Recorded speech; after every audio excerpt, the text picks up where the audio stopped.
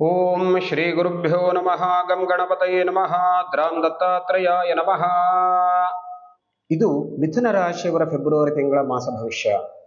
ಈ ಫೆಬ್ರವರಿ ತಿಂಗಳಲ್ಲಿ ಒಂದು ರಾಶಿಯಿಂದ ಮತ್ತೊಂದು ರಾಶಿಗೆ ಗ್ರಹಗಳು, ಮುಖ್ಯವಾದಂತಹ ಗ್ರಹಗಳು ಪ್ರವೇಶವನ್ನು ಮಾಡಿದಾಗ ಮಿಥುನ ರಾಶಿಯವರ ಮೇಲೆ ಯಾವ ರೀತಿಯ ಪ್ರಭಾವವನ್ನು ಉಂಟು ಮಾಡುತ್ತೆ, ಯಾವ ಕ್ಷೇತ್ರದಲ್ಲಿ ತುಂಬಾ ಅನುಕೂಲತೆ ಇದೆ ಮತ್ತು ಯಾವ ಕ್ಷೇತ್ರದಲ್ಲಿ ಎಚ್ಚರಿಕೆಯನ್ನು ವಹಿಸಬೇಕು, ಇದೆಲ್ಲವನ್ನ ಇವತ್ತಿನ ದಿವಸ ನಾವು ಚಿಂತನೆಯನ್ನ ಮಾಡ್ತೇವೆ.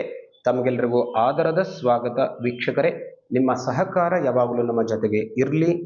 ಒಂದು ವೇಳೆ ನಮ್ಮ ಚಾನಲನ್ನು ಸಬ್ಸ್ಕ್ರೈಬ್ ಮಾಡದೇ ಇದ್ರೆ ಖಂಡಿತವಾಗಿಯೂ ಮರೆಯದೆ ಸಬ್ಸ್ಕ್ರೈಬ್ ಮಾಡಿ, ಬೆಲ್ ಐಕಾನನ್ನು ಪ್ರೆಸ್ ಮಾಡಿ.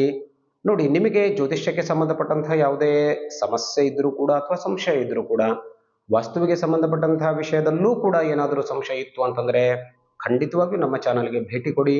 ಅಲ್ಲಿ ಅನೇಕ ಉಪಯುಕ್ತ ಮಾಹಿತಿಯನ್ನು ನೀವು ನೋಡಬಹುದು. ಅತ್ಯಂತ ನಿಖರವಾಗಿ, ಗ್ರಂಥಕ್ಕೆ ಆಧಾರಯುತವಾಗಿ ನಾನು ತಮ್ಮೊಂದಿಗೆ ಹಂಚಿಕೊಂಡಿದ್ದೇನೆ. ಅದರಲ್ಲೂ ವಿಶೇಷವಾಗಿ ಕುಂಭ ವಿವಾಹಕ್ಕೆ ಸಂಬಂಧಪಟ್ಟಂತಹ ಪ್ರಶ್ನಾದಿಗಳಿತ್ತು ಅಂತಂದರೆ, ಅಥವಾ ಕುಂಭ ವಿವಾಹವನ್ನು ಮಾಡಿಸ್ಬೇಕು ಅಂತಂದರೆ ಅದು ಗಾಣಗಾಪುರದಲ್ಲಿ ಸಾಧ್ಯತೆ ಇದೆ. ಮತ್ತು ಶನಿ ದೋಷ ಪರಿಹಾರಾರ್ಥಕವಾಗಿ ಅಮಾವಾಸ್ಯೆಯ ದಿವಸ ಒಂದು ಶನಿ ಶಾಂತಿಯನ್ನು ನಾವು ಮಾಡ್ತಾ ಇದ್ದು, ಅದರಲ್ಲಿ ಸಂಕಲ್ಪ ಸೇವೆಯನ್ನು ಮಾಡಬೇಕು ಅಂತ ಇಚ್ಛೆ ಇದ್ದರೆ ನಮ್ಮನ್ನು ವಾಟ್ಸಪ್ ಮುಖಾಂತರ ಸಂಪರ್ಕಿಸಿ, ನಾವು ಅದಕ್ಕೆ ಯೋಗ್ಯ ಪರಿಹಾರವನ್ನು ಹೇಳ್ಕೊಡ್ತೇವೆ. ನೋಡಿ, ಮಿಥುನ ರಾಶಿಯವರಿಗೆ ವಿಶೇಷವಾಗಿ ಗುರುಬಲ ಕೂಡ ಮುಂದುವರಿತಾ ಇಲ್ಲ. 12ನೇ ಗುರು ಇದ್ದಾನೆ. ಅದರ ಜೊತೆಗೆ ರಾಹು ಕೂಡ 10ನೇ ಸ್ಥಾನದಲ್ಲಿ ಮುಂದುವರಿತಾ ಇದ್ದಾನೆ. ಉದ್ಯೋಗಕ್ಕೆ ಸಂಬಂಧಪಟ್ಟಂತಹ ಒಂದಷ್ಟು ತೊಂದರೆಗಳನ್ನು ಉಂಟು ಮಾಡುವಂಥ ಸಾಧ್ಯತೆ. ಗುರುಬಲ ಕೂಡ ಬಹಳ ಕಡಿಮೆ ಇದೆ. ಸ್ವಲ್ಪ ವೇಟ್ ಮಾಡಿ, ಗುರು ನಿಮ್ಮ ರಾಶಿಯಲ್ಲೇ ಬರ್ತಾನೆ. ಸ್ವಲ್ಪ ನಿಮಗೆ ಈಗಿರುವಂಥ ತೊಂದರೆಗಳು ಕಡಿಮೆ ಆಗುವಂತಹ ಸಾಧ್ಯತೆ ಖಂಡಿತವಾಗಿಯೂ ಕಾಣಿಸ್ತಾ ಇದೆ. ಹಾಗೆ ವಿಶೇಷವಾಗಿ ಬಹಳ ಪ್ರಬಲವಾದಂತಹ ಸಮಸ್ಯೆಗಳನ್ನು ಎದುರಿಸ್ತಾ ಇಲ್ಲ. ಆದರೂ ಕೂಡ ಒಂದಷ್ಟು ಸಣ್ಣ ಪುಟ್ಟ ಘಟನೆಗಳು ಆಗುವಂತಹ ಸಾಧ್ಯತೆ. ನೋಡಿ, ಅದರಲ್ಲೂ ವಿಶೇಷವಾಗಿ ಆರೋಗ್ಯಕ್ಕೆ ಸಂಬಂಧಪಟ್ಟಂಥ ವಿಶೇಷವಾದಂತಹ ಸಮಸ್ಯೆ ಕಾಣಿಸ್ತಾ ಇಲ್ಲ. ಮನಸ್ಸಿನಲ್ಲಿ ಈ ಒಂದು ಮಾಸದಲ್ಲಿ ಸ್ವಲ್ಪ ಸಾಹಸ ಪ್ರವೃತ್ತಿ ಜಾಸ್ತಿ ಆಗುವಂಥ ಸಾಧ್ಯತೆ.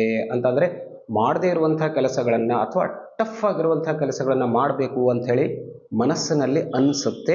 ಆದರೂ ಕೂಡ ಸ್ವಲ್ಪ ಎಚ್ಚರ ಇರಲಿ.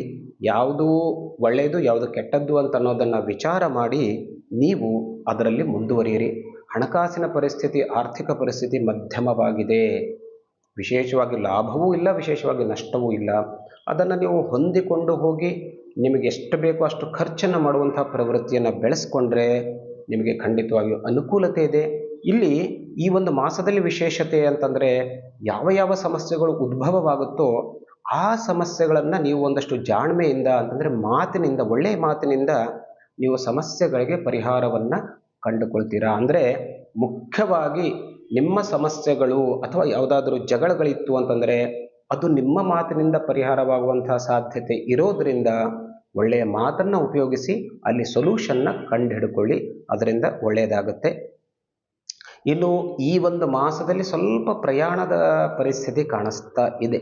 ಕೆಲಸದ ನಿಮಿತ್ತವಾಗಿ ನೀವು ಸಾಕಷ್ಟು ಪ್ರಯಾಣವನ್ನು ಮಾಡುವ ಸಾಧ್ಯತೆ ಇದೆ. ಪ್ರಯಾಣದಲ್ಲೂ ಕೂಡ ನೀವು ಅಷ್ಟೇ ಸ್ವಲ್ಪ ಕಷ್ಟಕರವಾದಂಥ ಪ್ರಯಾಣ ಇರೋದರಿಂದ ಯಾವುದು ನೆಸಸರಿ ಇದೆ, ಯಾವುದು ಅನ್ನೆಸಸರಿ ಇದೆ ಅದನ್ನು ಡಿಸೈಡ್ ಮಾಡಿಕೊಳ್ಳಿ. ಅನ್ನೆಸಸರಿ ಇದ್ದಂಥ ಪ್ರಯಾಣವನ್ನು ಮುಂದೂಡಿ.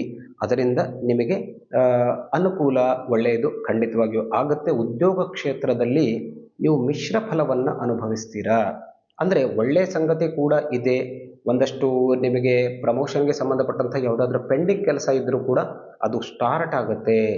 ಆದರೆ ಒಂದಷ್ಟು ಉಪದ್ರವ ಕೂಡ ಅಂತಂದರೆ ನಿಮ್ಮ ಸಹೋದ್ಯೋಗಿಗಳಿರಬಹುದು ಅಥವಾ ಮೇಲಿನ ಅಧಿಕಾರಿಗಳಿರಬಹುದು, ನಿಮಗೆ ಒಂದಷ್ಟು ಚುಚ್ಚು ಮಾತಿನಿಂದ ನಿಮ್ಮ ಮನಸ್ಸನ್ನು ಘಾಸಿಗೊಳಿಸುವಂಥ ಸಾಧ್ಯತೆ ಕೂಡ ಕಾಣಿಸ್ತಾ ಇದೆ. ಅದಕ್ಕೆ ನೀವು ಮೈಂಡನ್ನು ಪ್ರಿಪೇರ್ ಮಾಡಿಕೊಳ್ಳಿ. ಕೆಲಸದಲ್ಲಿ ಯಾವುದೇ ವ್ಯತ್ಯಾಸವನ್ನು ಮಾಡಿಕೊಳ್ಬೇಡಿ. ಅದರಿಂದ ನಿಮ್ಮ ತೊಂದರೆಗಳು ಸಾಕಷ್ಟು ಕಡಿಮೆಯಾಗುತ್ತೆ.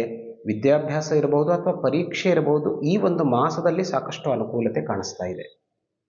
ಹಾಗಾಗಿ ಪರೀಕ್ಷೆಗಳು, ಯಾವುದಾದ್ರೂ ಮಹತ್ವದ ಪರೀಕ್ಷೆಗಳಿತ್ತು ಅಂತಂದರೆ ಅಲ್ಲಿ ಖಂಡಿತವಾಗಿಯೂ ನಿಮಗೆ ಸಕ್ಸಸ್ ಕಾಣಿಸ್ತಾ ಇದೆ.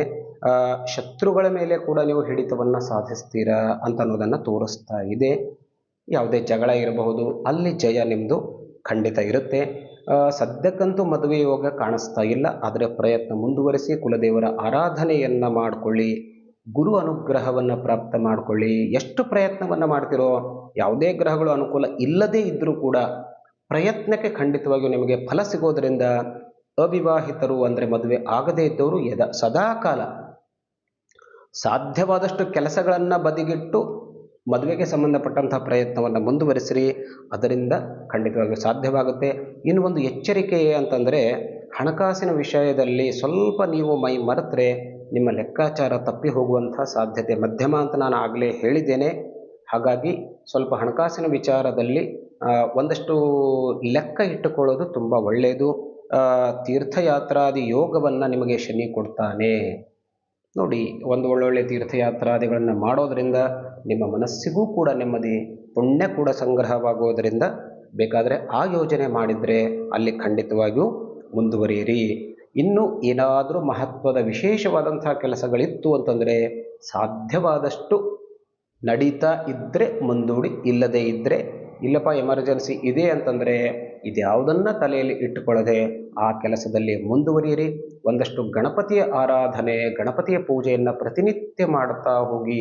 ಅದರಲ್ಲೂ ವಿದ್ಯಾರ್ಥಿ ಜೀವನದಲ್ಲಿದ್ದರೆ ಮತ್ತು ಉದ್ಯೋಗಕ್ಕೆ ಸಂಬಂಧಪಟ್ಟಂತಹ ಸಮಸ್ಯೆ ಇತ್ತು ಅಂತಂದರೆ ಪ್ರತಿನಿತ್ಯ ಬೆಳಗ್ಗೆ ಸ್ನಾನವಾದ ತಕ್ಷಣ ಒಂದು ಗಣಪತಿಯ ಪೂಜೆಯನ್ನು ಮಾಡಿ 21 ಗರಿಕೆಯನ್ನು ಗಣಪತಿಗೆ ಸಮರ್ಪಿಸಿ ಸ್ವಲ್ಪ ಪಂಚಕಜ್ಜಾಯವನ್ನು ಗಣಪತಿಗೆ ನೈವೇದ್ಯ ತೋರಿಸಿ.